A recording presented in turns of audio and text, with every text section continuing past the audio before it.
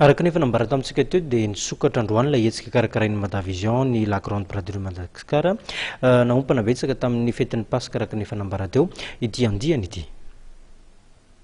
Fahombiazana ny andro voalohany sady nisokafan'ilay hetsika La Grande Braderie de Madagascar izay karakarain'ny Madavision ary atao etsy amin'ny lapan'ny fanatanjahantena sy ny kolontsaina etsy Mahamasina hatramin'ny sabotsy 3 Martsa izao.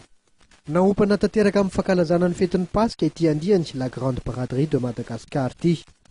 Ny folo isanjaton'ireo mpampiranty dia saika orinasa vaovao avokoa ary misy ny partenaire vaovao izay ny Société Sadema izay sambany izy niditra tamin'izany resaka partenariat zany ary azo lazaina sady fa ahita tombontsoa tokoa izy satria maro dia maro sady ireo orinasa izay mitovy secteur d'activité aminy no mifandrombaka anao an'izany partenariat amin'izay zavatra vokarin'ny orinasa io zany.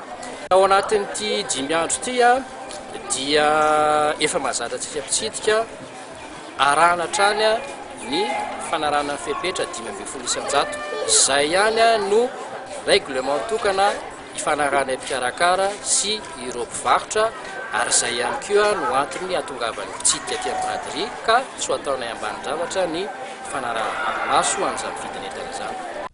Maro ireo fandarana fialamboly ho fanomezana fahafa-po natokana Madavision ho an'ireo mpitsidika La Grande Braderie de Madagascar. Isan'izany ny faninanana skate sy roller, jeux de société, jeux vidéo ary indrindra ny vente flash.